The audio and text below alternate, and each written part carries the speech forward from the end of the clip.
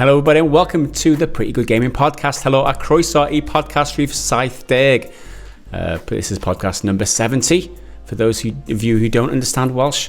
My name is Gareth Evans. I am joined today by Mr. Henry Alexander Job. Alistair Job. That's it. Yeah. Alistair Job Cooper. God, the first time I've been corrected. Moments before we started recording. Alexander, Alistair.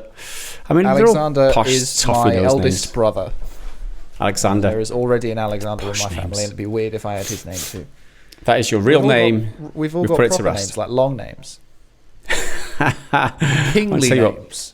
Kingly. I won't tell you what my middle name is because it's not any of those things. It's probably a Welsh thing, so it's just... It's actually not. So you can save your jibes against the Welsh to yourself. You can stick it up your posh English arse. I'll be... Well, it's not really racist, but it's certainly bigoted. I'll be bigoted against you for being Welsh. That's fine. Well, you're being classist, saying I'm posh, but I'm really not.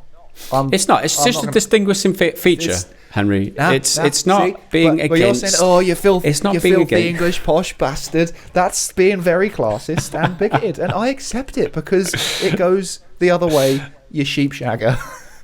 That's true, and I deserve it. I fully deserve it. And we are just bantering, guys. For those of you who don't understand what jokes mean, I mean every word. I hope everyone listening who is Welsh also... Henry's doubling down on this. But for those of you who do get triggered by the slightest little thing, just chill out, man. We're just having a laugh.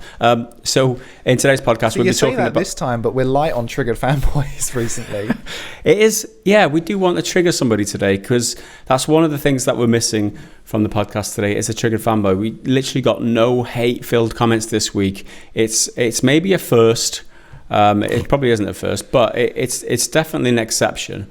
So we are going to have to miss out on that. But other than that, this week we've got chat of Watch Dogs Legion, Assassin's Creed Valhalla, which I've had hands on with both of those games, and I will be talking you through my experiences with those. We've taken some questions from the community, the Patreon supporters on the Discord.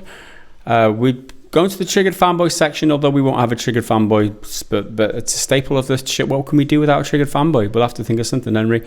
After that, we'll be taking some regular YouTube comments, our favourite ones from the week, and then the bad dad joke of the week to finish off the show. But first up, before we go to any of that, Henry, how has your week been? What have you been up to? Have you had any nice experiences? Did you leave the house? No, I've barely left the house. I feel like I did do something in the weekend, but I don't think so. Maybe that was the weekend before. There's just nothing's been going on. The world is slowly, well, the country at least, is slowly starting to open up a little bit more. There's things that are open. We're going to see The Empire Strikes Back rerunning in the cinema at the weekend. Not the weekend, I think it's on Friday, and that's all socially distanced, like seats apart and everything like that. So hopefully not going to die, but awesome. Desperately need to do something outside, and I've dragged my girlfriend along. She pretends not to hate Star Wars. Like she says that she likes it, well tolerates it, but she definitely hates it. She definitely hates it. And she can probably hear me through the wall, and I hope she can. That is a good girlfriend, though. That is a good girlfriend. That's supportive girlfriend. Just banged on the wall. She can definitely hear me. Tell her to stop here again. That's cool. So have you at all been playing games this week? Have you had any nice experiences? No, nothing particularly interesting or new. I played a little bit of Diablo 3 again yesterday, but on the Switch in co-op with a few of my mates. That was quite fun, and the whole time, because we'd started new characters from the very beginning. One guy, he's never played it before, so it's his first time. So me and one of the other guys, we have played before. And we were just like, well, this is shit. I don't have any of my gear. Like I haven't got any cool abilities. This sucks. Going right back to square one. But then over time, it's like, okay, now I'm a bit better now. I was playing a demon hunter, so I was just shooting people with dual crossbows, which is the most badass thing ever. So that was good fun. Not sure the demon hunter's as good as my crusader, but it's one of those games where I was enjoying it the first time round, but playing it with other people is just infinitely better. It's just so much better. Yeah, that sounds cool.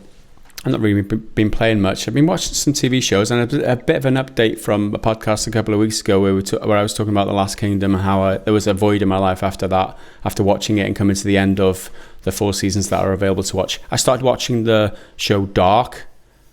I don't know if you've seen that. Is that the German one? Yeah. I've been put off in the past because it was dubbed, and I've been thinking, yeah, people say it's good. I don't really want to watch it because it's dubbed. I don't know why. That was a bit of a mistake on my part. I'm into season 2 now, halfway through. Oh my God, that show is amazing. It's just mind-bendingly absurd, but brilliant at the same time. Everything I hear about it, it's meant to be really, really good. And you're right, the barrier of it being a foreign language show, which it's just something to get over. Like, I have no problem doing that. Like, one of the best films from last year was Parasite, and it was the same situation. It's like, it's in Korean. I think it's Korean.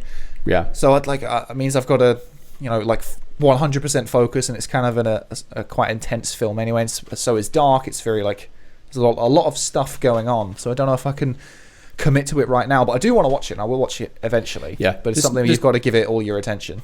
Yeah. It's not subtitled. It's dubbed. So you don't have to, you can take time to see the facial expressions, right? And it's done relatively well as well. It's not, it's obviously they had to redo all the sounds and things, but it's done relatively well. I mean, I'm really enjoying the show. I would rate it among my favorite shows. I really would. I know there's only 3 seasons, and at the end of next season, the story concludes. But it's one of them shows where anything happens at any moment, and the story develops halfway through an episode. It doesn't wait till the end of an episode to develop a story and then leave you on a cliffhanger. And then there's no need for that on a Netflix show like this. The story develops, the characters are interesting, everything's intertwined. It's a very complicated and deep story. And then, like episode 4 into season 2, you get like a lot of information about in the story develops, and you learn a little bit more, and it's just so engaging in that way that I Dark is it's definitely really excited to watch more of it, but it's definitely a recommendation from me. Quick show reviews from Gaz Evans here on Pretty Good Gaming, and with that said, shall we move on to actual game stuff? We are 10 minutes in. I think that's why people are here. I got to play Watch Dogs Legion and Assassin's Creed Valhalla. How did that happen? Well, Ubisoft have just conducted, if you're watching this on Sunday evening, which you should be, this is going out late because there's an embargo on what I'm about to say about these games. And because it's following the Ubisoft Forward event, which it's just happened for you guys who are watching this now. And basically, I expect they're just going to be giving you loads of gameplay and information about Watch Dogs Legion, Assassin's Creed Valhalla, and everything else. It's basically what they're doing instead of going to E3 or doing a big showcase or something. It's just their summer streaming event where they just dump a load of information about games. Now, the way that they've chosen to do this, how it normally happens is I get an invite, or creator gets an invite to play a game somewhere, so they might fly you out or buy a train ticket to go to an event showcase, and you sit down with a bunch of people, you sign a disclosure, a confidentiality thing, and then you play the game hands-on, and there's an embargo, and then you go home, create your content, and publish it. This was done all digitally, right? So they sent me an invite to stream on Ubisoft. It's through their Ubisoft store thing, Uplay, and I just had to download a bit of software and connect through their streaming service on their software. And I had to make sure that I was playing on my PC with a controller. The software, if I can pull this up here, it's called Ubisoft. It's just a Ubisoft Forward thing. But it's the first time that I've had to play a new game like this, and I'm hands-on on a streaming event, through a streaming event like this. And it went pretty well. It's like 50-50 good, right? The Watch Dogs Legion was a good experience. The streaming was very tight. There was hardly any delay input at all, and my internet connection was way below what they recommended. However, the Assassin's Creed Valhalla gameplay, which I played yesterday, it was a different story. It was stutters, freezes, and all that sort of stuff. So, I don't know. Pros and cons. I got to play the games early, but it wasn't the best scenario. But they're sending me the footage, which I can't actually show you in this podcast because it's a quarter of a terabyte of footage for Watch Dogs Legion, and it's the same for Assassin's Creed Valhalla. I started to download it 4 days, it said, on my internet connection. 4 days to download Watch Dogs Legion. I can't do that. I can't tie up my internet for 4 days just to download some gameplay footage. Ridiculous. So that's how it was done, and that's how I played it. All new for me. It was they connected via Discord, and I had a person who was talking me through the gameplay, the demo, during the whole time. So it was like a person holding my hand through it in case I had problems or issues or something. It went pretty well, and it was a new thing. And I like the idea that Ubisoft have engaged with this because there's a lockdown pandemic at the moment. People can't go face to face and go to these types of events. So they've worked around it, and they've done really well, and they've engaged more creators. We've never been invited to a Ubisoft event like this before. Obviously, the saving costs on not having to transport everybody to one location and do a big display and hire the event, hire loads of refreshments or whatever. They're saving all that money, and in return, they've invited more creators, I can assume, creators like us. So that's good. That's all good. So jumping in now on the first game that I played, which was Watch Dogs Legion. Now, there's been some leaks recently, right, Henry? With regard to... the Legion ones aren't as significant. The Assassin's Creed ones, it's like a whole 30-minute chunk of gameplay with a little bit of cutscene dialogue kind of stuff. But the Watch Dogs one is just a few screenshots of like NPCs you can recruit and then players, because that's the whole selling point of Watch Dogs, right? Well, yeah, exactly. You can be anybody you want to be. You can, we all know the formula for open world sandbox games. You can go anywhere, you can do anything. But now Watch Dogs Legion is introducing you can be anyone as well, and that is definitely apparent. When the demo started, which was halfway through, there was this short intro bit where you learn the controls, but then it dropped you in halfway through the game, story-wise, and then you just open world opens up. You scan anybody, a la Watch Dogs. Anyone who's played a Watch Dogs game before, you can scan all the NPCs walking around. Check out the profession. You can check out their income, salary, what special abilities and stuff you've got just by scanning them, right? But then you can recruit them, right? You can, and the way that you recruit them, you have to do a special mission to try and get them on your side. Some people are more hesitant or don't really like the what is the name of the it's like the version of like anonymous, but in Watch Dogs version of Anonymous. They don't like your organization, so they take a little bit more persuading. You've got to do maybe 2 missions for them or something, but they can all be recruited. Everyone can be recruited, and this is the beauty of it. That's what they're called. DedSec. Thanks for that, Henry. Yeah. So you can anybody. I mean, one of the first people I scanned was a sex worker. A male sex worker, so a guy who sells his body on the streets. I don't know how that is going to help me take down the government in the UK by recruiting him, but I was interested, so I added him to my shortlist.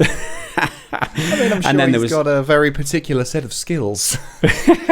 I mean, who knows? I mean, government people work for the government need satisfying too. Maybe there's an in there. Do you know what I mean? And this is the beauty of it, right? You can beat anyone.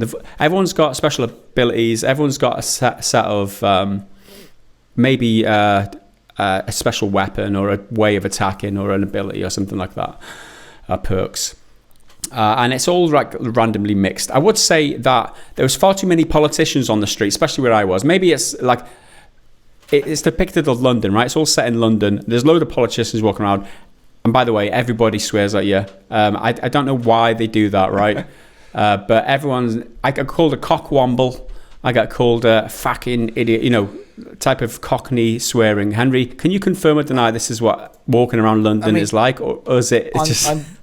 I'm not from London, but you always think I am. But of course you're from London. You're more likely when you're in London to not speak to anyone. You're not going to swear at them. You're just not going to say anything. You'll maybe get a grunt, and then you move on to get on your tube train to do whatever. Politicians just walking around.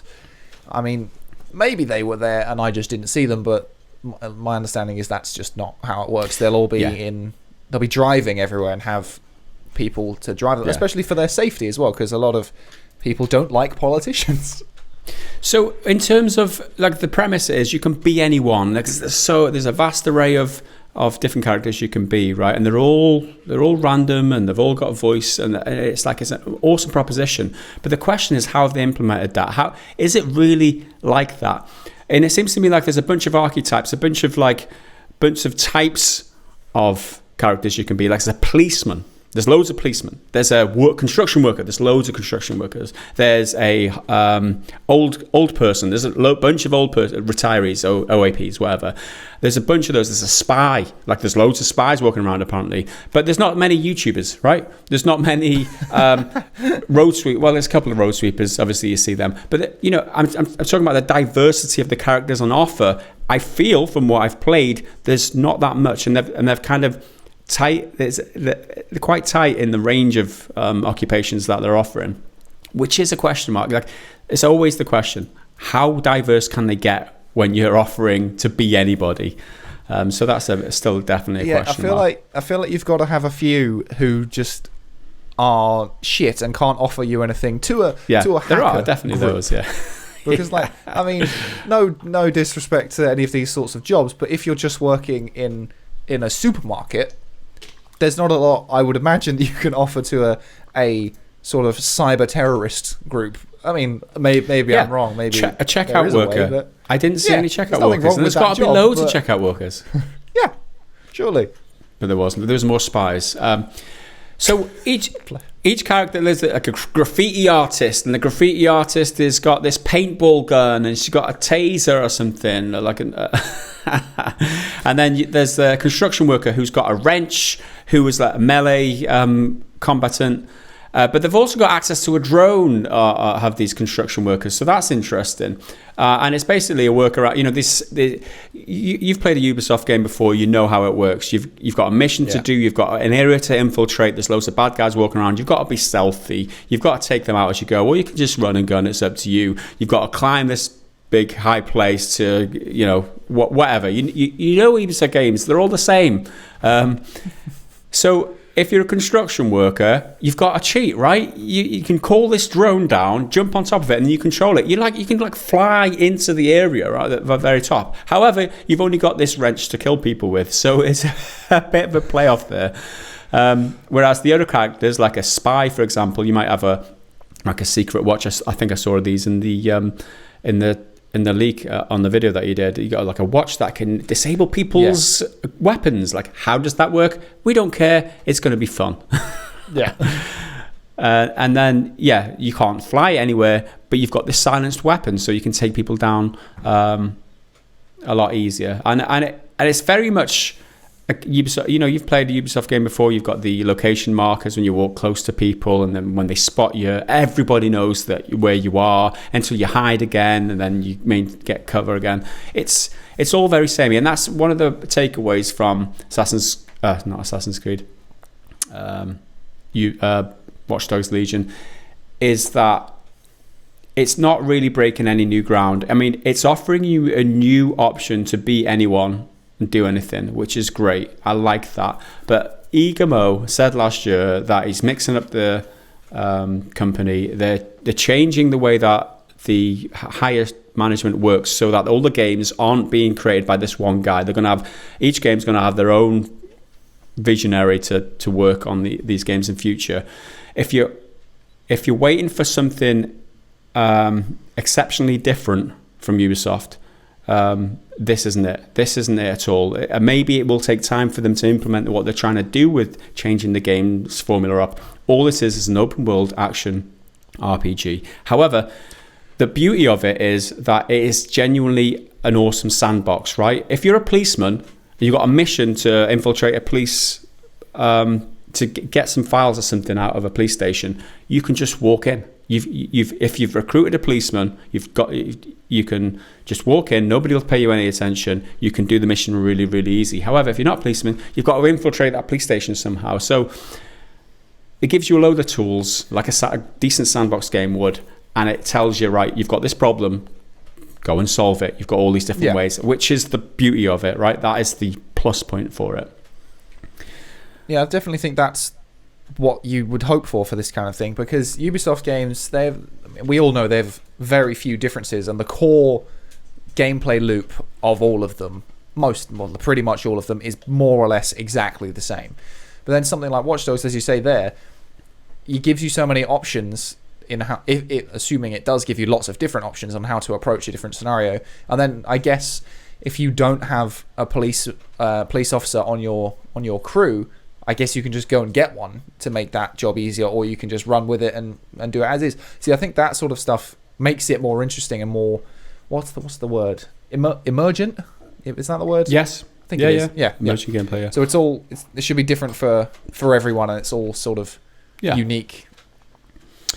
Yeah, that's how it should be. You should be telling your own stories in a game like this. But however, my biggest gripe with Ubisoft games is they're always ticking boxes, right? When you play a game, you feel like you're just ticking boxes. There's just so many, you've got this side mission, you've got this side mission, you've got this to do, and there's like open world map where you unlock as you go along, and there's various things that you do, various sections on the map. Go here and paint some graffiti, which means basically just climb a big tower and press a button against the wall, which then unlocks this building or gives you an extra skill point or this and that. You collect, there's a skill point here, I'll collect that, and then I'll add it to my skill tree. It's all very paint by numbers, right? There's nothing. There's just nothing new. And if you've played a Ubisoft game before, you know what to expect. That's not necessarily a bad thing if you love this formula, right? If there were no other Ubisoft games ever, this game would be awesome. This game would be amazing.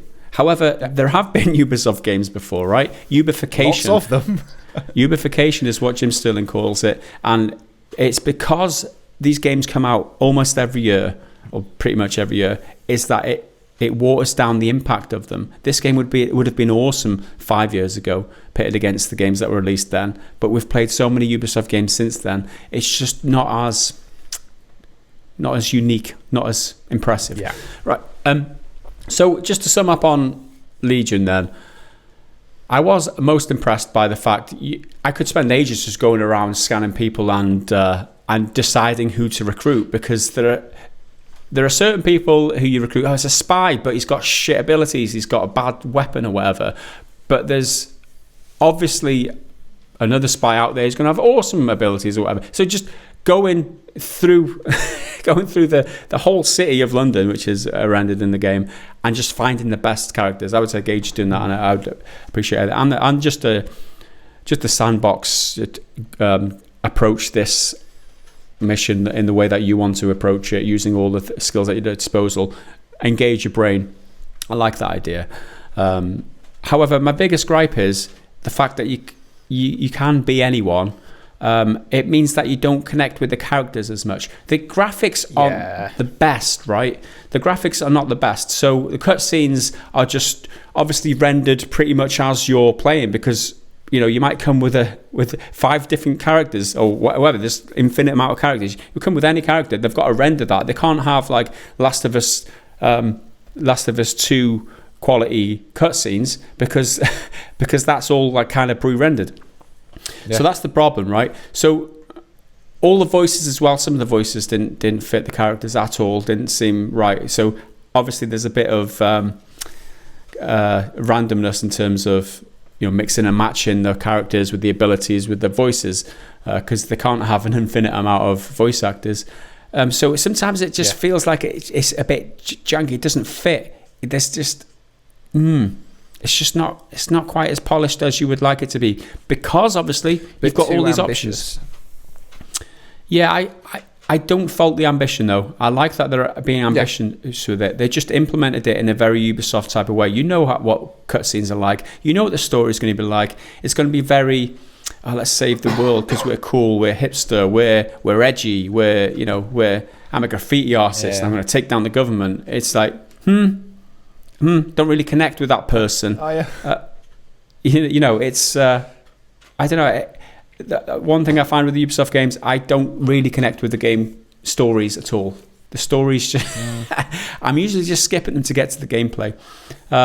But if that's your thing, that's your thing. I'm not saying anything that's particularly bad, but it's just how it is for me. And another problem is there's no permadeath, right?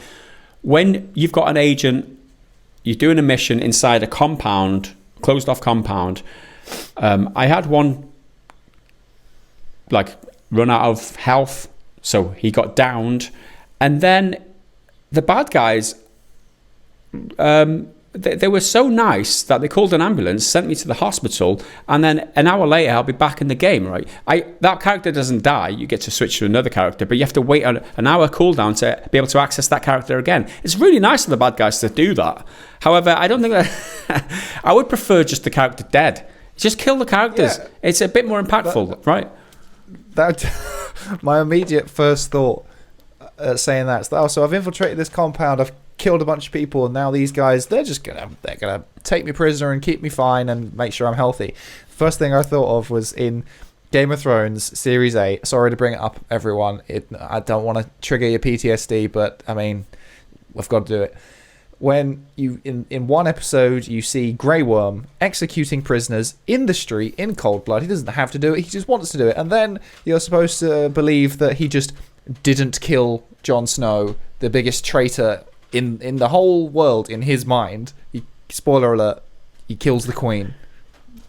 And what, he just lets him live? Are you really telling me that? Yeah.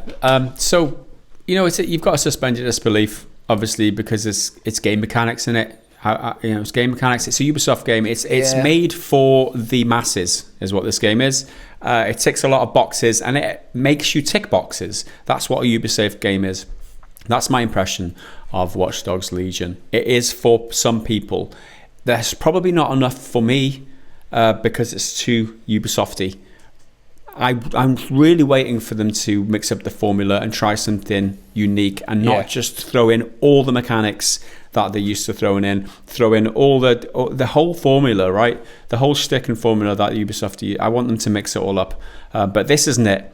This is a little bit iterative in terms of Watch Dogs. If you like Watch Dogs, you will love this because it brings more new Watch Dogs things to the table.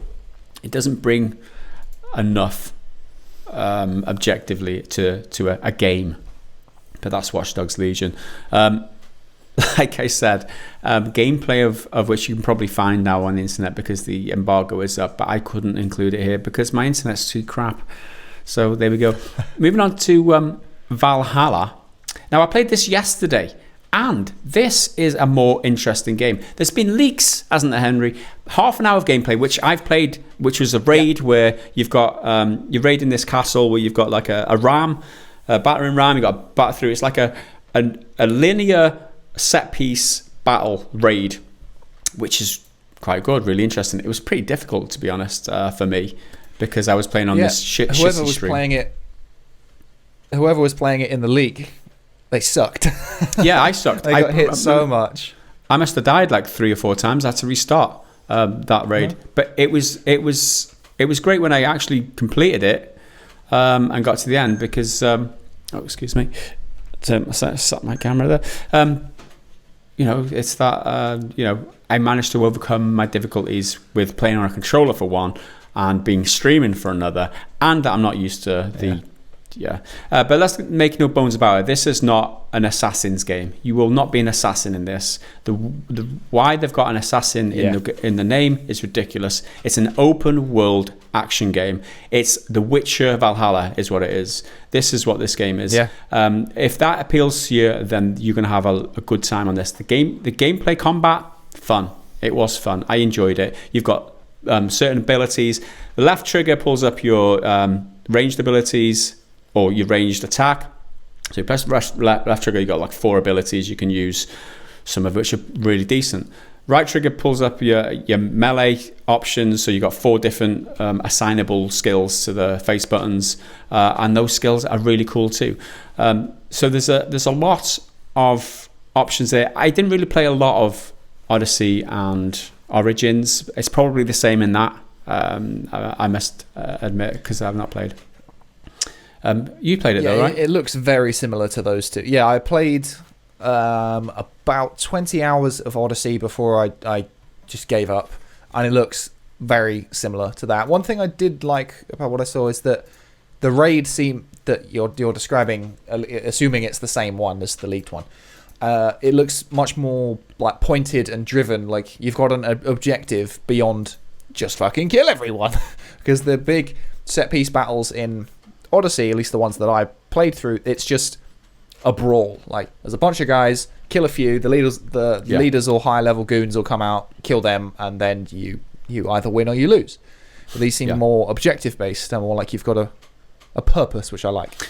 Yeah, it is like that. There was a mission. This is a set piece linear raid, right? And that is one of the main missions. And you, at the end of the raid, you free the prisoner, and then you crown him king. Blah blah blah. That's how it works. There's other raids, right?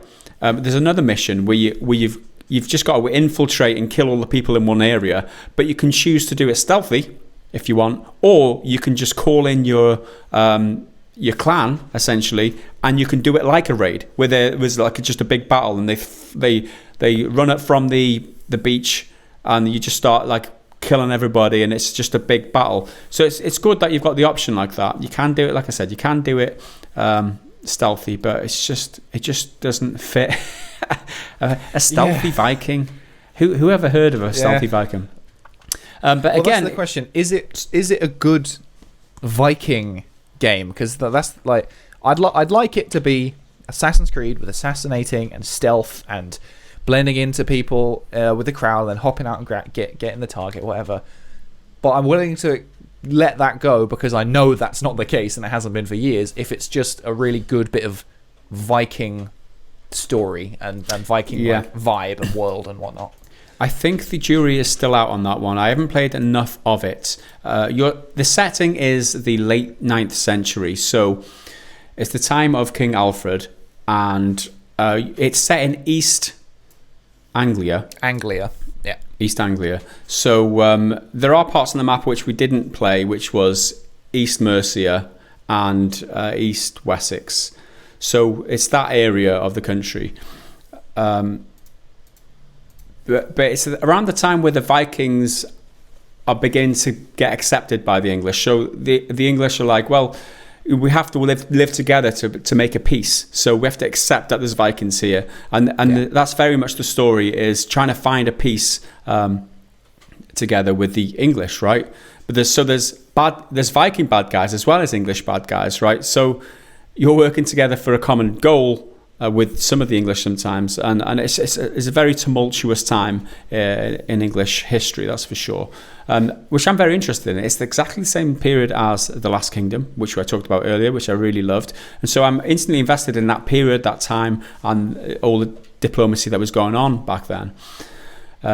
So yeah, I like it for those reasons. Is it a good Viking game? I don't know. It's very Ubisofty. There's areas to liberate essentially, and then you level up your character. You can recruit other people. So little missions. There's an area inside a big city or small city, whatever, and there was I do a little side mission for this person.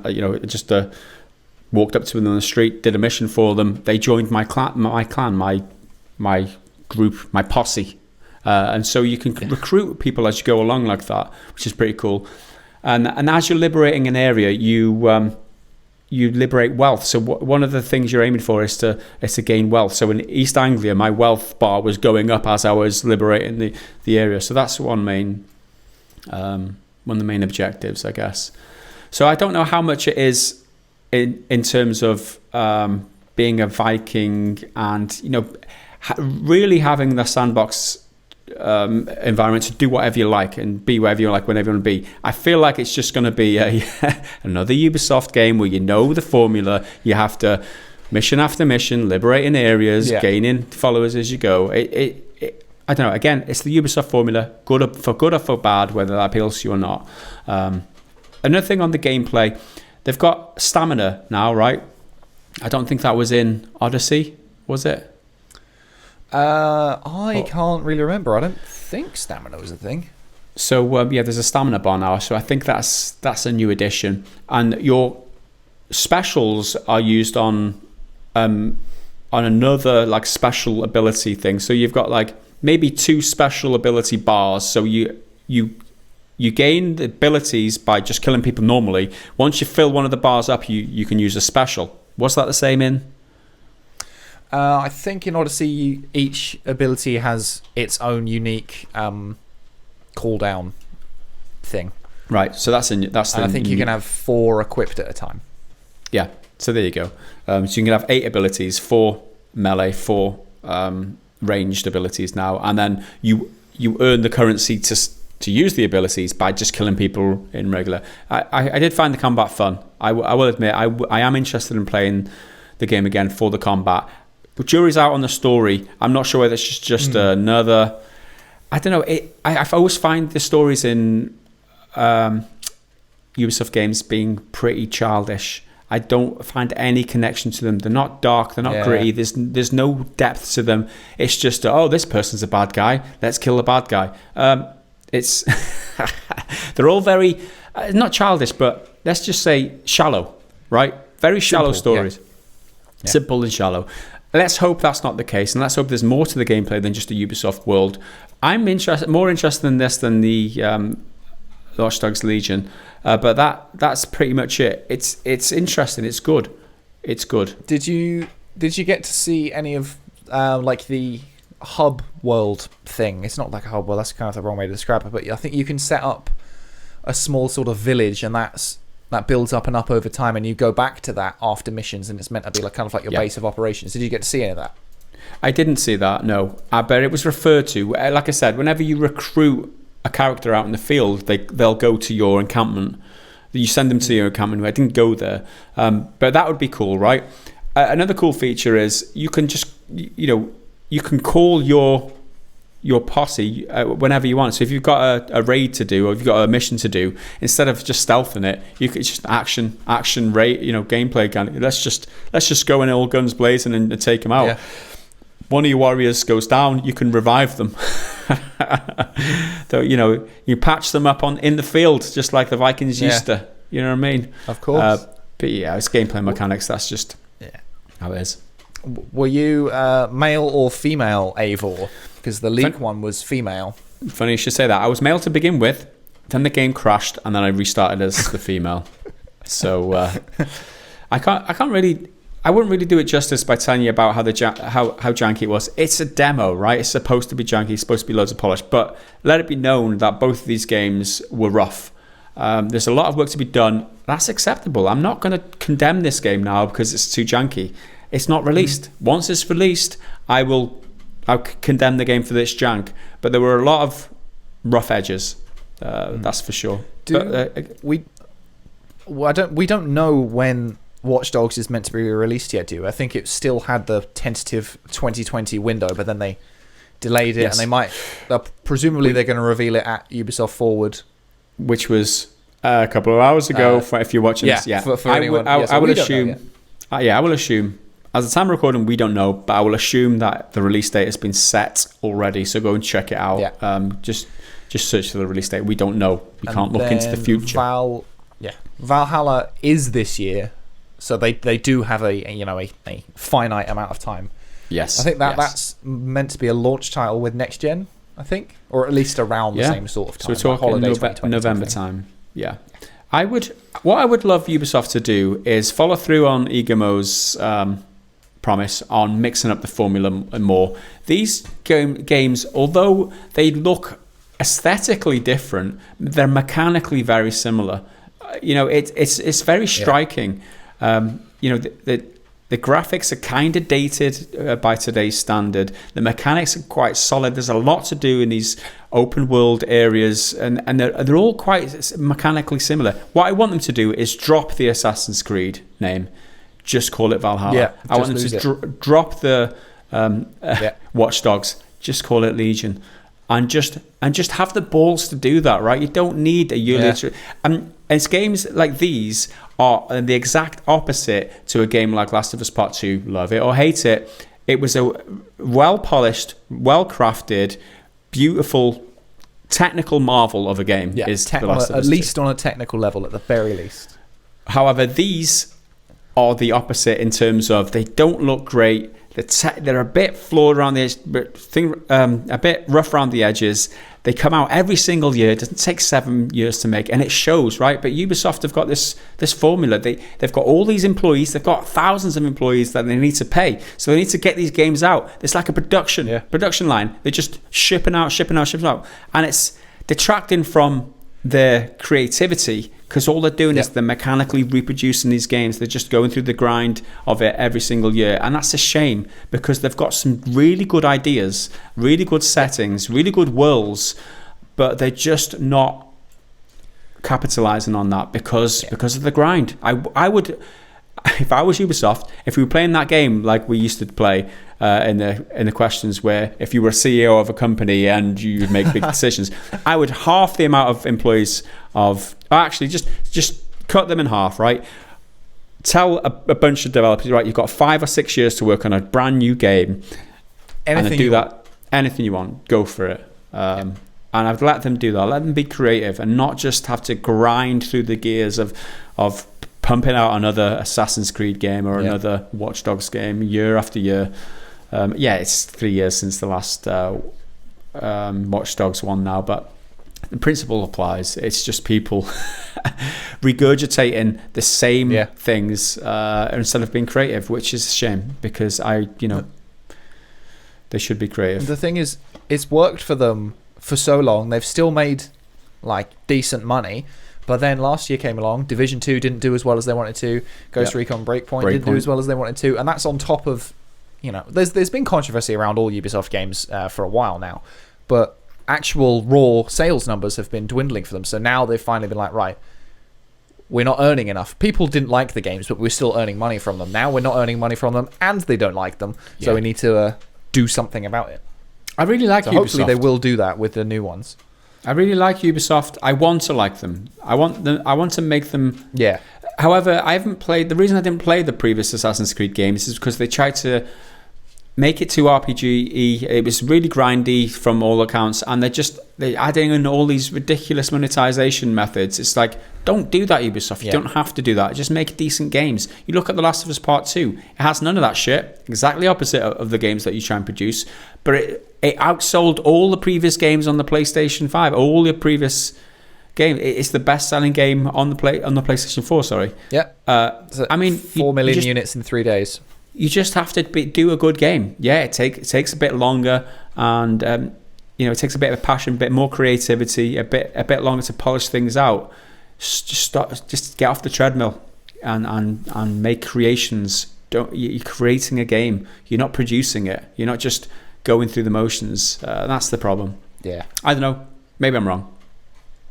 Those are my impressions. That is it. That's all I got to say. There's positives, but there's also negatives. Most of the negative being that it's a Ubisoft game and you know what to expect. Maybe that's not a negative for you, but the negatives of both of them are the same, because the games are so similar. That's the primary thing. But as you say, like, if they're your sort of thing, if you really like the Assassin's Creed games and you really like that formula, then I'm sure you'll dig it and you'll have a great time. I tell you what, right? Put it this way: if I was 16 again, 15, I didn't have a girlfriend, didn't have any hobbies, but I had loads of time to kill over the summer holidays or the when this is going to be released. I would love these games, right? I would love them because they would engage me. I would have loads of hours and hours into these games. I would love them. If I played these games when I was a teenager, I would absolutely love them. Now at my age, late 30s, approaching my 40s. It's just not for me. It just I don't have that much time. Games are too long. Yeah, games are too long. On that note, before we trigger Troy Baker, let's move on. I reread it every now and then if I want to be cheered up. I'm like, dude, what are you talking about? You're a great actor, but come on, this is so wanky. Anyway. That's what are we doing? Discord questions? Is that what we're doing? Yeah. Next up is the community section on the podcast, where we take questions from our Patreon community members. Now, from as little as $1 a month, you can get early access to this here podcast, as well as some other rewards. Go and check them out. Okay, access to the Discord. And you get to ask us questions every week for the podcast. That's patreon.com/prettygoodgaming. Or you can join the button, press the join button on YouTube down the bottom there. And it does the same thing, essentially. So every single week we read out the new subscribers and new members. And we've got 3 this week. Chad Stinson became a $5 patron. We really appreciate that, Chad. Jay Jackson edited their pledge from $1 to $3. So increased their pledges, added an extra $2 of pledge. We really appreciate that, Jay Jackson. Every single dollar helps. If everybody who watched this podcast or enjoyed our content just pledged $1, we could turn our ads off on YouTube. We wouldn't have to worry about YouTube not sharing our videos everywhere anymore because we'd have enough money. But as it stands, every single dollar counts. So we really appreciate it, Jay. And Moose1288 became a $5 patron again. Huge thanks from the bottom of our hearts. You keep us going. Without you, we couldn't continue. So that being said, let's move on to the first question of this week. This is the Metalshark quiz. Is it me? I think it's a slightly different one this time. I haven't even looked at it. This week you have a game of higher or lower, which buys me time to figure out a new angle for the riddles. That's perfectly fine. It'll change it up a little bit because we've just bagged on Ubisoft for making the same games over and over again. So we'll have a little bit of innovation here. Sweet. Using publicly known figures for development and marketing costs of a title, will the next game have a higher or lower cost than the previous one? This will let you both compete this week. You're allowed to agree or disagree and keep your own individual scores, as well as making arguments to sway the other person's decision. Losing scores gets the quiz next week. Oh god, there's a lot at stake. EA rules if it's a tie. Rock, paper, scissors. To start you off, we have Halo 2 with a cost of $120 million US. Number 1, did Battlefield 4 cost more or less than Halo 2? So did Battlefield 4 cost more or less than $120 million US? Okay, for development and marketing costs. So that's telling, right? Mm-hmm. Development and marketing. So you got to think about. Am I allowed to check when these games came out, just for context? I don't know whether you're going to get a Wikipedia sneak peek in there. Yeah, I feel like that's too much there. You got to go off your. I can't remember when Battlefield 4 came out or when Halo 2 came out, because Halo 2 is an older game. Yeah. And budgets were lower back then. Well, all right, I won't. We've got to say the rule. It's either for all of them that we're allowed to look or none of them we're allowed to look. My rationale through this is because marketing costs are involved, right? Development and marketing. Battlefield 4 is my natural inclination. EA costs more. Exactly, yeah. EA are going to be throwing marketing into it arguably more marketing than development. Yeah, possibly. So I'm going to say more. I'm going to say more. What are you going to say? I'm going to agree. Battlefield 4 is more, and the answer is less. It costs less. Oh my god! At $100 million US. I want to get a independent adjudicator on that one. Apparently that's. Now, did The Witcher 3 cost more or less than Battlefield 4? The Witcher 3 cost less than $100 million, or did it cost more? I'm going to say less because production costs in Poland should be less. Yeah, and it's a single-player only game, so they don't have to do like all the extra multiplayer bollocks. Let's have a look. Yes, less at $81 million US. So that's 0 on the first one, and then we both got the second one right. Number 3, did Red Dead Redemption, the first one, Red Dead Redemption 1, cost more or less than The Witcher 3? That's got to have costed more than The Witcher 3. Well, yeah, we're going back in time a bit though, so we don't know. But it's definitely Rockstar. We should have more of a budget. So I'm saying more too. Yeah. Okay. The answer is more at $100 million US. So only a little bit more, not loads more, but a little bit more. Yeah. So we're both on 2 for 3 right now. Yeah, 2 out of 3. Did Destiny cost more or less than Red Dead Redemption? Destiny, new IP made by Bungie with help from Activision, but I don't know if it would cost more. But then it's a different time. I'm going to say more. You reckon more? I'm going to say more. The time thing is the main one that's holding me up. Right. Just for the sake of it, I'm going to disagree. Let's just to change things up because we've been the same answers the whole way down. It did cost more at 140 million US dollars. Yeah. You go with your heart, Henry. Don't just go against me. No. You go with your heart, man. No, I'm trying to make it more interesting. I don't want to be on the same side every time. We need a bit of controversy in here, a bit of debate. Right. Okay, did Final Fantasy VII cost more or less than Destiny?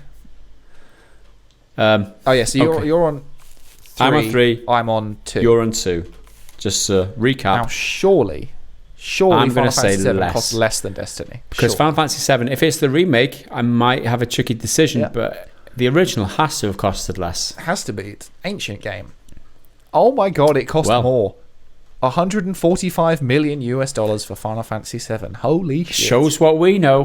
145 million US dollars. My goodness, that's a lot of money for a really old game. Yeah. Right, so it's still 3 and 2. Did Mass Effect Andromeda cost more or less than Final Fantasy VII? I mean, I'm going to say that's such a high number, but it's EA. It's Mass Effect. It's a recognizable brand, and they ripped it apart. There were two companies in development hell for ages. Yeah, there were two studios working on it. It might be a tight one. You're going to say more. I'm going to say less. I reckon more. I'm going to say less. Right. Less at 76 million US dollars. So that's 4-2. Pulling it out now. Damn. All right. Did Gears of War 3 cost more or less than Mass Effect Andromeda? Now that's got to be more. Gears, one of the most bankable Microsoft IPs. Gears exclusive. And 76 million is cheap by these standards. So Gears of War definitely costs more. Oh my goodness. Less at 60 million US dollars. Oh my god. We are not very good at this. But I guess it's just telling that the industry is more varied than you might expect. I mean, speak for yourself. I've got 4 points, man. I mean, out of 7. Well, more than 50-50. Well, we'll see. Did Half-Life 2 cost more or less than Gears of War 3? Now, Half-Life 2 is another ancient game. 60 million seems like really not a lot for a game like Gears 3. Yeah. It's to do with the date, right? Because production costs are spiraling every year. It's like this is quite old. Yeah, fuck it. I'm going to go less. I'm going to go less too. Yes. It is less at 40 million US dollars. So recap the scores. 5-3. I've got 5. Henry's got 3, and there's 2 questions less. So if I go first this time, so it doesn't give me an opportunity to copy you and just run out to victory, just take a knee essentially to victory. So did LA Noire cost more or less than Half-Life 2? LA Noire has to have costed more because of the facial capture and all that stuff, and it's a Rockstar game, and the previous one was 100 million, and LA Noire came out after Red Dead Redemption. I'm going to say it costed more. Yeah, that's exactly my thing. That new face tech, which is basically everywhere now, so it's got to be more. It is slightly more at 50 million. Yeah, it's not a huge deal. Right, so you definitely win now because I can't. What am I on? 6? You're on 4? 6, and I'm on 4. Okay, lastly. Okay. Did E.T. on the Atari, buried in the desert, cost more or less than Half-Life 2? Now, what was Half-Life? That was 40 million. So you're talking 1983. I know E.T. was 1983 or 1982, somewhere around there. And they buried them all in the desert because they couldn't sell them. So they just needed to. Production costs must have been high back then. I don't know. Are they 40 million high? It's a tricky one. It's not 50, isn't it? Oh no, because we're back to Half-Life 2, 40 million. Yeah. Yeah, I would have thought we'd be on LA Noire, but the question reads as Half-Life 2. Well, for that reason, I'm going to say more. I'm going to say more than 40 million because there's a reason why he's asking us more or less than 40 rather than more or less than 50, because I'm going to say it's something like 42 million. I'm going to guess. I mean, burying it in the desert has to be a significant amount of money, so let's go more. Oh, it's actually less anyway. 20 million. Less at 20 million US dollars. Well, looks like I'm doing a quiz next week. I think we all know whose knowledge on games production costs is greater, Henry. I think we all know who... 50-50 quiz. I think we all know the Welsh are better than the English now, dude. I think that's put it to rest. Of course. Now I was the representative for the nation, and now the usurper will take the throne. The dragon usurper. I'm going to take my throne back, more like. You dastardly English. Now you can keep what's his face, Prince Charles, Prince of Wales. So you can have him as your benevolent ruler. Okay, that's very kind of you. Before he dies. I appreciate that, Henry. Right, let's move on. Rage Andy Kidd has the next question, and he asks the following. Next-gen consoles, what would you say you're looking for from them? And also, how do you think they could improve the gaming space? Also, another question I have is, you can have a cameo in any game, what would you choose? And another is that you get to be the main character, what would you choose? So there's three questions there. What are you looking from? Four questions, in fact. What are you looking for from the next generation of consoles, Henry? I don't know, just like better everything. I can't really think of anything specifically groundbreaking or innovative that I would add, but I guess better everything. That's just from consoles though. Gaming wise, obviously like no bullshit monetization or any of those sort of answers, but yeah. But the thing is, I'm not a big sort of tech snob. As long as it runs smoothly, I'm fine with it. Just good games, right? Yeah, we're just looking for. I'm not that fussed about games. The console. I want the games more. Yeah. Sorry, it's a bit of a boring answer, but that's the good point in it. We don't really care that much about the hardware. We want games, right? We want the game. It's like the Switch. Why would you buy a Switch if you're interested in decent hardware? You wouldn't. You would not. But we buy the Switch because we want to play games. We want to play games on the shitter. We want to play games on the bus. We want to play games when we're making tea. We want to play games. And that's, it's the same with any of the console for me. The games are what going to drive my purchase of a console. Whenever an exclusive game comes to the PlayStation 5 and I really want to play it, that's when I'm going to buy it. I probably won't buy it beforehand because I just want to. I've got a PC. Why would I want to? So, and they've said already that every, at least for the first year, every Xbox Series X game will also come. First party game anyway. Every Xbox Series X game will come to the Xbox One as well, and they're making a lot of movements into PC to port a lot of their games over to PC through Microsoft Store and Steam. So, I mean, in terms of the best combo at the moment seems to be get a PC and a PS5. Yeah. So absolutely. So the other parts of the question, just let me plug my thing in here. Do you want to read it out? Yeah. Where are we? So this is the second part. Also, another question I have is that you can have a cameo in any game. What would you choose? That's just a cameo and another, you get to be the main character. So one game you get to have a little cameo in, the other one you get to be a main character. I think a cameo would be in just like a franchise I just really like. I'd say like the first thing that pops into my head is something like Metal Gear, but I kind of don't want there to be another Metal Gear because it'll probably just be Konami and Kojima won't be involved to make it fucking weird, and it'll just be a cash grab. Like, what was the one they did after 5? Metal Gear Survive. Total fucking generic zombie game with repurposed assets from 5. I quite like to be in a Gears game. I think that'd be quite fun being one of the Gears. No, I think I'm pretty cool. I love Gears of War. I would say something like Cyberpunk. It would be good to be in a world like that, maybe a mission giver or something in Cyberpunk if you have a cameo. Main character, I don't know. I mean, The Last of Us, something like that, like a narrative, or God of War. I mean, the main character in that, like just like taking out bad guys and stirring shit up. That'd be good.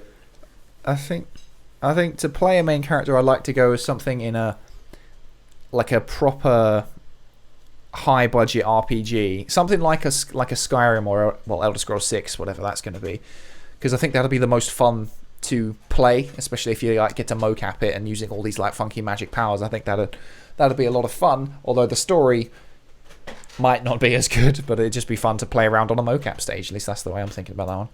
Anyway, thanks for your questions, Mr. Rage Andy Kidd. Let's move on to Tons, who's next, and Europe. Okay, alright, this is a hypothetical question. Breath of the Wild, but you play as Mario, or Super Mario Odyssey and you play as Link. Note that you can only use the character's own skill set, so Mario and Cappy in Breath of the Wild and Link with his basic skills from Breath of the Wild. What would you rather play and why? Personally, I'd go with Odyssey and Link. I think the level design would make it almost a Dark Souls level of challenge to get all the moons. I mean, yeah, I think I'd go Link playing Mario Odyssey, because I think you've got more stuff. You've got all the abilities like the bombs and the bow and arrow and various different weapons. Yeah, I think Mario in Breath of the Wild's world would be impossible because you've got a stupid cap. How do you do those? Yeah. The dungeons, the caverns, whatever they call them. Yeah, the giant. How do you robots. do them? There's just no way, because you need all of Link's abilities in order to do all the puzzles and stuff in Breath of the Wild. There's no way you could do it with just Mario, and his his character and gameplay is too simplistic. He runs, he jumps, and he throws a cap. Yeah. Everything Mario can do, Link can do anyway. Plus a bunch of other stuff. It'd be fun to play as Link and just hack up a Goomba with the sword. I think we're in agreement there. We're definitely going to be playing Odyssey as Link. That's for sure. Thanks for the question, tons. Next question is from Cloney. Most important decision of 2020: foreskin or no foreskin? And then he edits, just in case it wasn't obvious, I'm talking about Cyberpunk character, or the character in Cyberpunk 2077, because that is an option. Now, I need to get this. You to assume that I'm not picking a vagina. I'm going to put this out there because I need to get this off my chest. Why would anybody mutilate the most sensitive part of their body? I think that ends my point. Like, why would you chop off the most sensitive, pleasure-giving part of your body? Oh yeah, because it's clean. You can wash it in the shower. We're not all monkeys. You know what I mean? We are quite civilized. We know how to keep parts of our body clean. There's nothing wrong with keeping it. Why would you mutilate children like that, America? Tell me.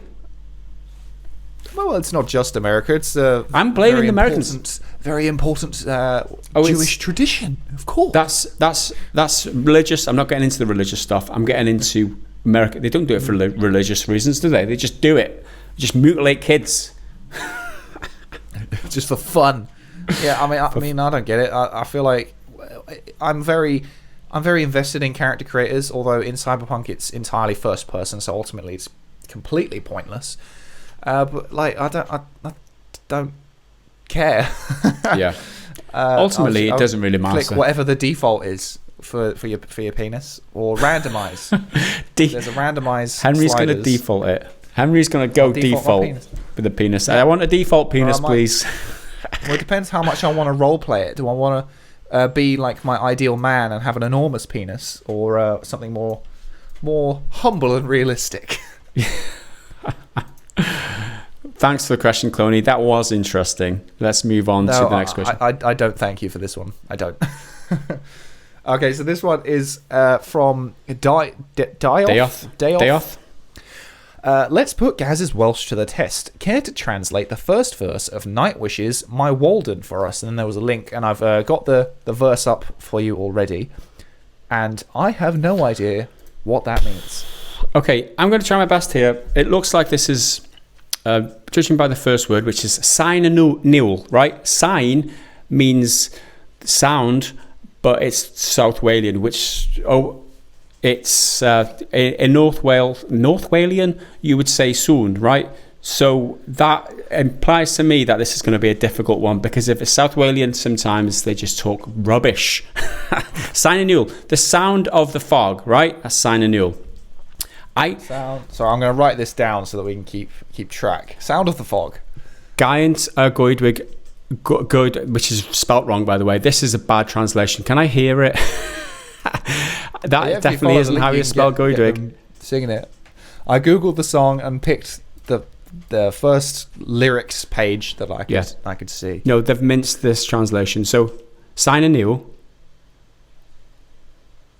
That's Gwent, right? Not Gynt, because Gynt isn't even a word. So it's G-W-Y-N-T. Gwent a Goedwig. So it's G-O... Gwent a Goedwig. Vosog. So that's mossy. So Gwent a Goedwig Vosog means the wind of the mossy forest. Wind of the mossy forest. Sound of the fog, wind of the mossy forest. All right, well, this is very sort of fantasy and like a fairy tale. Gwyneth Fine, don't know what that word is. Ken a Coed ar Lleuad. So, don't know what Ken, again, probably a bad translation. Let me give it a listen. This is an excellent question, by the way. If you have any more Welsh song lyrics, translations to translate text, we'll see what happens. A Coed ar Lleuad is the Vyrdan. Coed is the trees, Lleuad is the moon. So Gwyneth Fine, Ken, something, trees and the moon. Something, trees and the moon. Gotcha. Gwyneth Fine. It's definitely a Welsh word, Gwyneth Fine, but I don't know. It's maybe probably it's something like a name niche. Of something, like a proper noun, and it doesn't translate. That just is what it is. Yn gwai fadenydd I tapestry bywyd, which means to knit or sew or weave my wings into life's tapestry. Gwai, to knit or sew my wings. No, to sew wings into life's tapestry. Okay. Okay, have you got an actual... You're going to rate this? I haven't got the actual translation. Unless... What's the song? It's called My Walden. Assuming... Oh, no, I think that's the chorus. Oh, well, that's sort of it. Well, there's weaving my world into into the tapestry of life is one of the lines, so I guess that's the last one. That's the English, yeah. So let's have a look. Can I just Google translate these? Google Translate. Enter text. The sound of fog, gaunt, the moss of midwife, apparently. No, it's granite, just lichen, and the moon. If you put Gwynta Goedwig rather than what they've actually written, because this translation is bad. That's how you spell Goedwig. The sound of fog, the wind of the mossy midwife, granite, lichen, and the moon, one way to my day to tapestry of life, apparently. Oh, no, that's bad. Okay, let me do a search. That's just bad. Okay, the sound of the fog, it says here, the wind of the mossy forest, granite, which is Gwyneth Fine, which we were wondering what it was, granite, the lichen, what is the lichen? What even is that? Lichen's a plant. Lichen. So that's Ken, right? Ken, which is I didn't know. So granite, the lichen of trees and the moon, weave my wings into life's tapestry. I mean, considering it was more or less there. Considering it was a bad translation. Sewing wings and weaving wings. I did all right. It's just a matter of perspective. All right. I prefer the something tree in the moon version, to be honest. But yeah, me too. But what are you going to do? Right. I'd rate your translation a good 8 out of 10. Thanks, Henry. I appreciate that. And thanks for the question as well. I've completely lost my page now. Let me pull this up because we'll move on. Thanks for the question, Mr. Oh, I'm on the wrong page here. Mr. Dayoth. We're going to move on to the final question. Oh, it's actually not the final question. There's one more after this. But Rob Lowe is Game of the Ages question. So this is a question where every single week we are asked what was our favourite game from given year. We started at the year of our birth and then we moved on plus 1 year every single week. Now I'm at year number 2018. So this is the 38th year we've been doing this. We've been doing this more like for 38th week. We can do this. It's 38 years is a long time, and I'm older than that, believe it or not. So, game of 2018. This is only a couple of years ago. So, some notable. I don't even have a favorite here, right? Obviously, I'm playing a lot of games for the channel by this time. Celeste is notable because I played it. It's worth a mention anyway. Celeste is a decent game. Beat Saber, I played a lot. It's one of the very first VR games that I just played. I used it for a workout, like actual doing workout and keeping fit. Beat Saber, it's awesome. Far Lone Sales was a notable indie game that I just wanted to throw in here because it's a decent game. Very short, don't pay a lot for it, but it's well worth playing. So, kind of like Inside or Limbo. It's a side-scrolling thing, but it's more mechanics to it because you've got this kind of land ship which you've got to sail, and it's quite interesting. It's good. I'd definitely recommend it. Far Cry 5 I had a good time with just because it's one of the first Ubisoft games I'd played in years, and it was kind of fresh. God of War, Spider-Man, Detroit Become Human, they're all, funnily enough, they are all PlayStation exclusives, and they are hard to choose from for me. I think God of War was a bit long-winded for me. I think Spider-Man was nice, but I think my winner has to be Detroit Become Human. I think there's not a lot of games like that. I did enjoy it. I actually met the main actor in it, Brian Deckard, in Poland when I went to visit CD Projekt Red. I actually did an interview with him. That's on the channel, so most just search for it if you're interested in that. So yeah, Detroit Become Human. I have more fond memories of Detroit Become Human because I know it's people can argue that it's not much gameplay in it, but I really enjoyed that experience because of the branching dialogue and choose your own adventure essentially with gameplay in it. So I like Detroit. That's my game of the year. Detroit Become Human. I've locked it in. Well, groovy.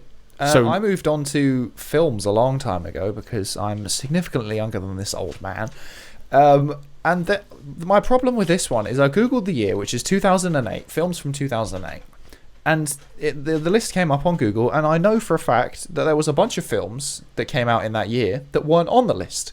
So then I thought, oh God, maybe all this time, maybe I've been missing really good films that Google hasn't presented to me that I have seen, and they've just been not on the top page. And it's not like they're small films. Like the one that was missing was Iron Man, like the film that kicked off the Marvel Cinematic Universe and has shaped what blockbuster cinema is today, for better or worse, because all Marvel movies are very similar. It happens that I like that formula, but they are very, very similar. But anyway, so other films on this, there's Taken. The first one is really good. All the others can just get in the bin. Gran Torino, Pineapple Express, Cloverfield, which is one of the only found footage films that is actually any good. The Dark Knight, which is probably going to take it. Iron Man is a close second. Then Wall-E, The Incredible Hulk, In Bruges, which is another really good contender, and Kung Fu Panda, and a few others that I couldn't be bothered to write down. And again, potentially many more that just weren't on the list. But yeah, The Dark Knight's it. I think I voted for Batman Begins when that came up a little while ago, maybe, can't remember. But yeah, The Dark Knight, excellent film, and cool. Everyone knows it. I've got nothing else to say about it. Everyone knows it. There you go. Thanks for the question. Not That Rob Lowe. We've got a final question, and this was sent via direct message on Patreon. So Neil Roberts asked this one. Do you want to read it? Yeah, where are we? Okay. Hi guys, hope you're well. And I hoped we could go for a week without really bringing it up, but it's already come up in the podcast anyway, so I'm just going to have to jump in. Thank you for The Last of Us 2 review being as honest as normal. Please never change. Just a quick point here.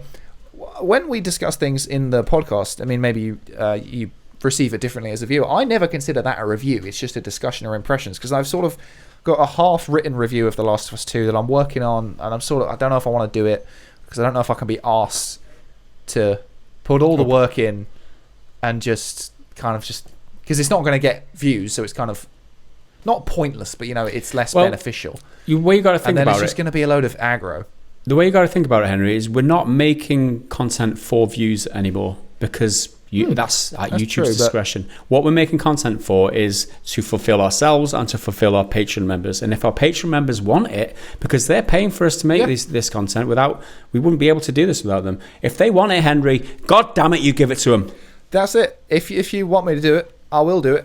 But I've been like poking at it a little bit over a few days. Then I did a bunch the other day, and it's already like 4 pages long, and I've not even got to the story, which is where things get really juicy. Anyway, this question. I loved the game, but I could see why people had problems with it. But I was thinking, do you think if Naughty Dog had marketed the game on... Okay, so this is a bit of a spoiler warning, just in case you haven't played it. So, do you think if Naughty Dog had marketed the game on Abby and the new set of WLF characters, keeping Joel and Ellie out of marketing, and we played her section first, would there have been less backlash to the story? The joy of seeing Joel come save Abby, just to lose him, and then having the Ellie revenge tale would have been one hell of a twist, and people would have got to know Abby a lot more before she took up golf. What do you think? Neil, P.S. Where's the Alien vs. Predator arc gone? Bring it back. You probably can't see it because it's cut off in the video edit. It's here. It's there. Well, it was there, but my girlfriend does like family Skype calls in here, and she didn't want such cool artwork in the background because she's a lame-o. Oh, wow. But it's still there. I might move it back, but she'll just move it again because she's a dweeb. She's a lame-o. Isn't that right? Yeah. I think Neil has hit the Neil has hit the nail on the head for me. See what I did there? Yeah, I definitely think that had you invested the whole backstory with Abby first and marketed it on Abby, people would have been a little bit upset, but there would have always been that anticipation. Yeah, wow, Last of Us 2, there's no Joel and Ellie. Nothing's shown off in the marketing for them. But gamers will still play it with a little bit of anticipation. Maybe we do get to play as Joel and Ellie.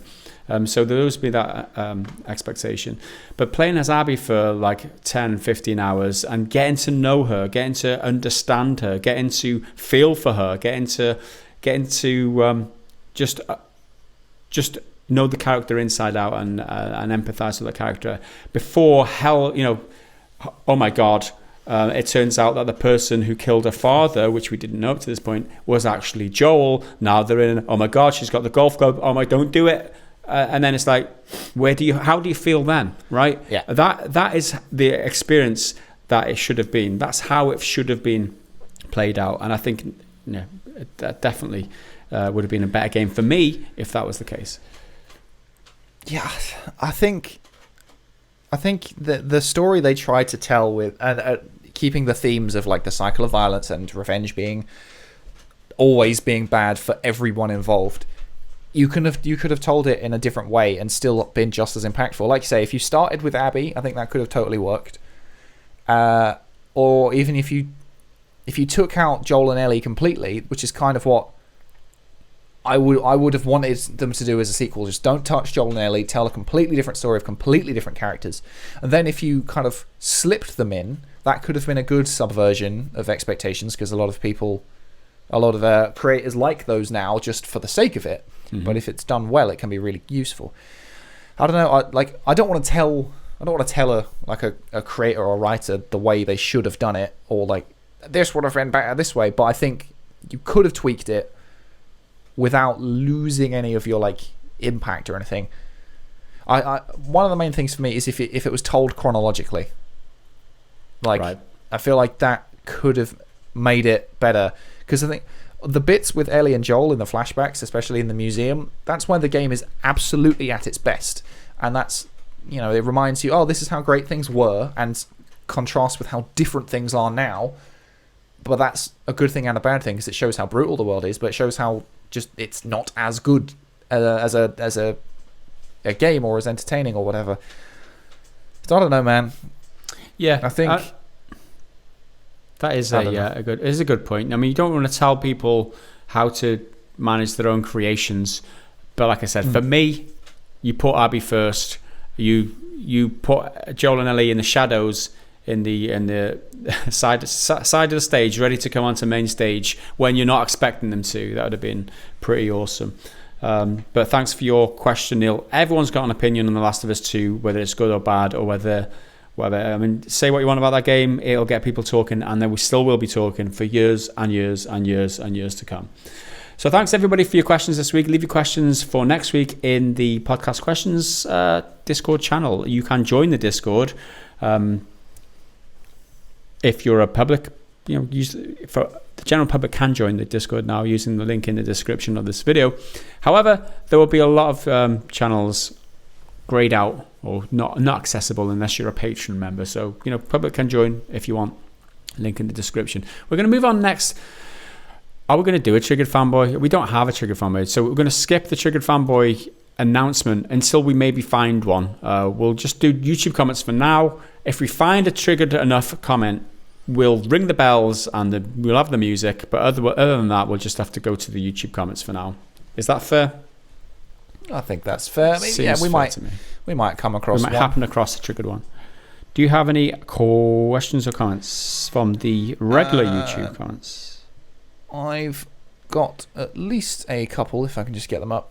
Okay, yeah, here's one which I thought was... it's just a bit of a talking point. On last week's podcast, I think I mentioned it was probably the Get My Movies of the Ages part question. And I said No Country for Old Men is overrated, because in my opinion it is.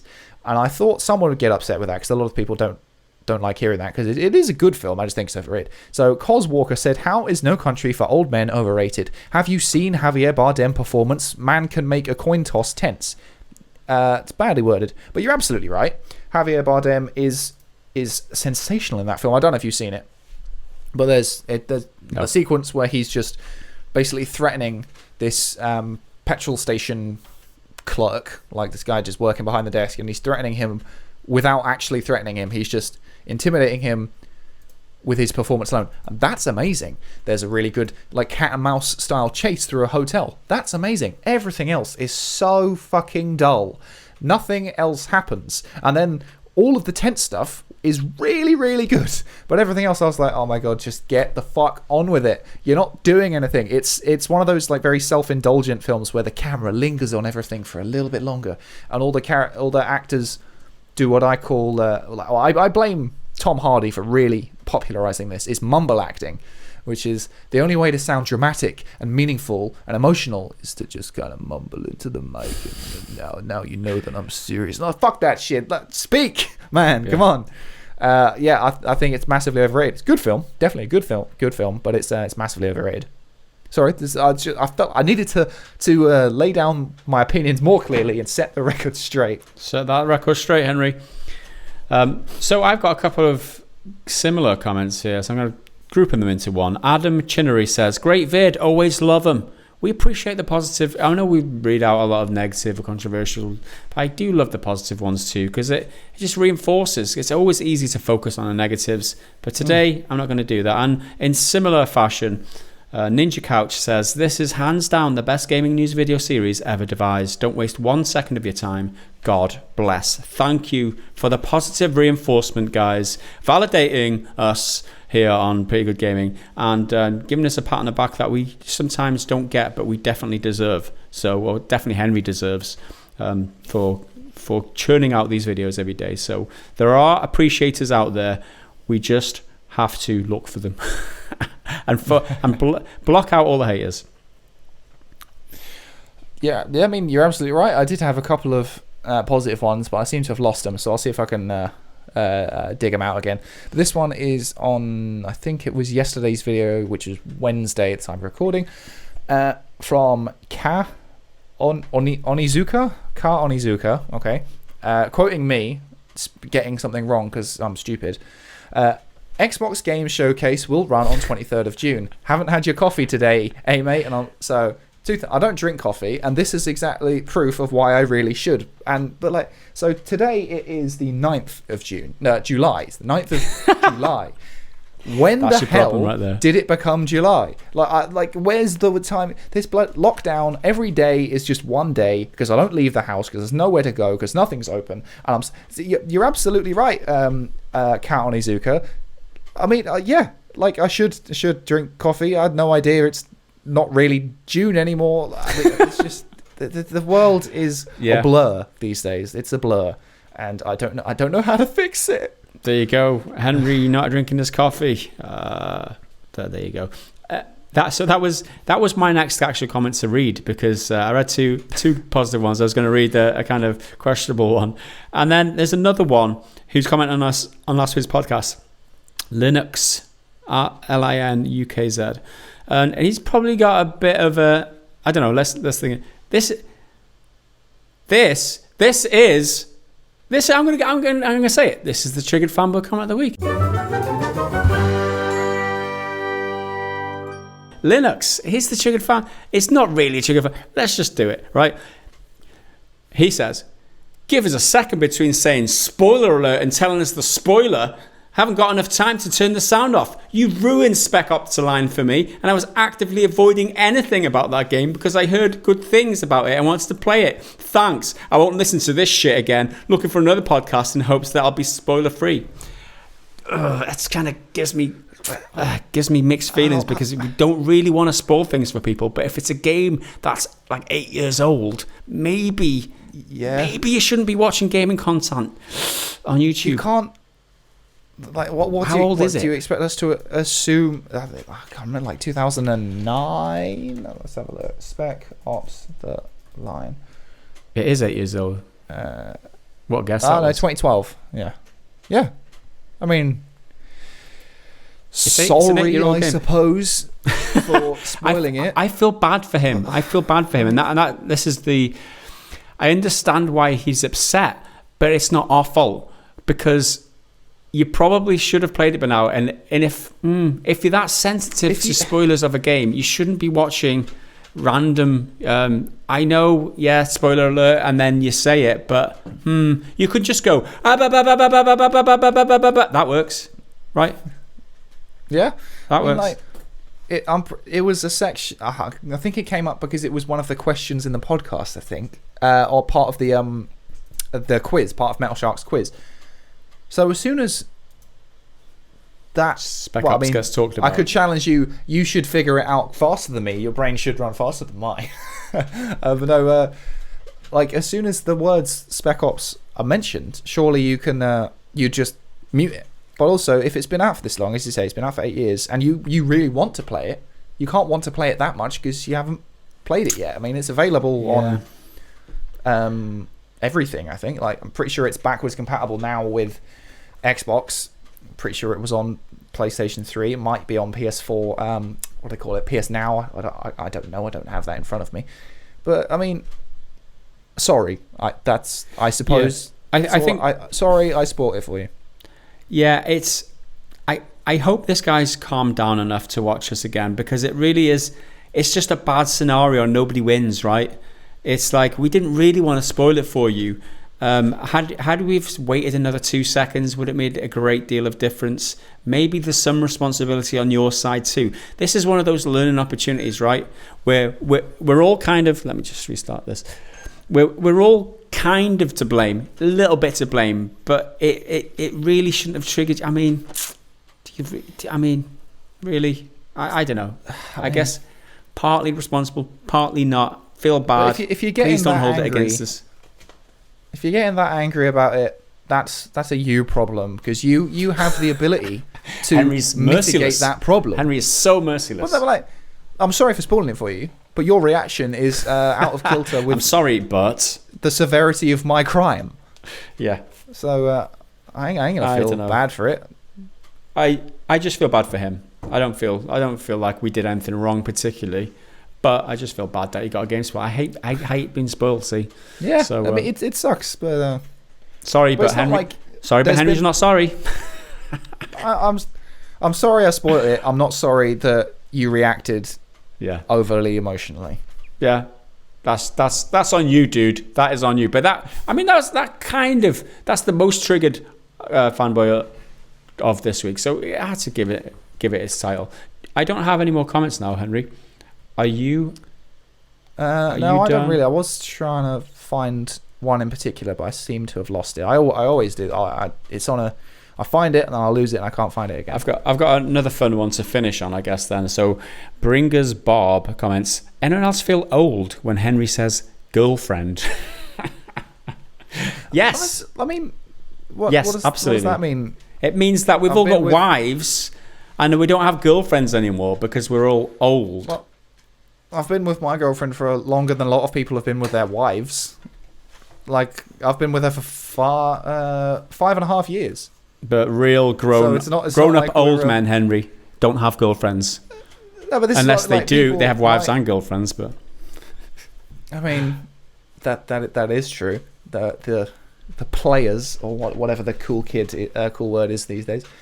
I mean, yeah, players. Like, she is what when she wants to sound like more mature, to like talking to real grown-ups, like functional members of society with real jobs and actual families and stuff. She'll say that I'm her partner. I hate it.